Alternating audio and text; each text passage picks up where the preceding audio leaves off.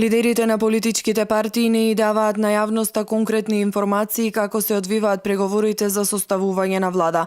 Рокот истекува во недела на 29 јануари, па темата дали ВМРО ДПМН и ДУИ ќе успеат да ги усогласат ставовите околу спорните прашања. Двојазичност и специјалното јавно обвинителство стана основа за голем број на шпекулации и полемики.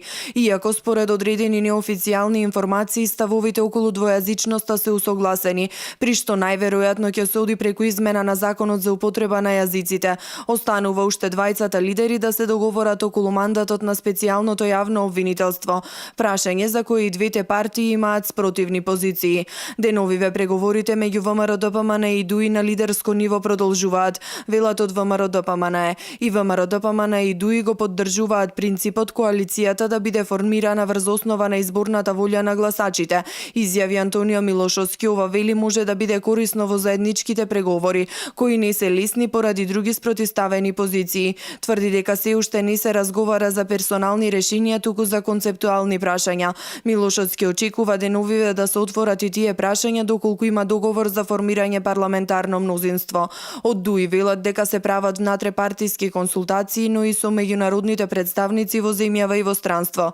Сигнали за формирање на старо-новата владина коалиција можат да се препознаат и во изјавите на портпаролот на ДУИ Бујар Османи, кој нагласи дека важно е да се почитува мајскиот договор, односно принципот за коалицирање на победничките партии од двата блока.